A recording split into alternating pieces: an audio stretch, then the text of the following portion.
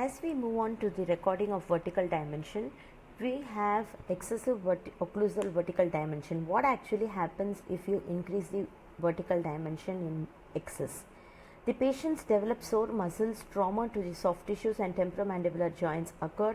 There can be rapid bone resorption. It can cause great discomfort to the patients, and if porcelain teeth are used, there can be constant contact between the upper and lower teeth causing a clicking sound, and there can be trauma to the temporomandibular joint. The aesthetics is affected. The nasolabial fold is obliterated. There is loss of freeway space, which affects the functions as well. When there is an inadequate or decreased occlusal vertical dimension, what happens? There is a collapsed appearance and the chin appears too close to the nose, which gives a prognathic jaw appearance. There can be fatigue when chewing. The muscles in turn becomes painful and sore. There can be development of angular cheilitis or the corner of the mouth. What is Costin syndrome? This is rather an important 5-mark question or a viva question. Costin syndrome is a musculoskeletal pain disease which occurs causing hypertonia of the masticatory muscles and is projected into various regions of the head and neck. The primary cause may be decreased vertical dimension in edentulous patients, causing dysfunction and other diseases of the TNT.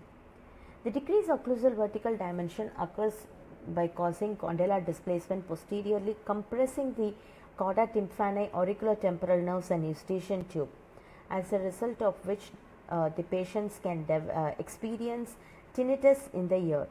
The concept, however, is not well acknowledged now. Bayron contradicted this deliberation of Costin syndrome and its relation with the decreased vertical dimension and proved that the condyles are not anymore displaced posteriorly by decrease in OVD.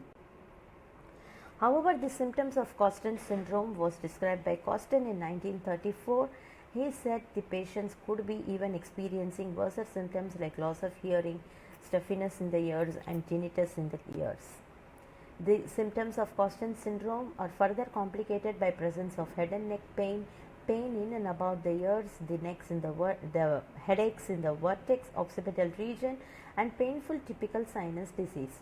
Apart from that, the patient could also be experiencing miscellaneous symptoms like vertigo, tenderness of the temporomandibular joint, palpation while palpating, or burning sensation in the tongue, throat, and could be having a metallic taste.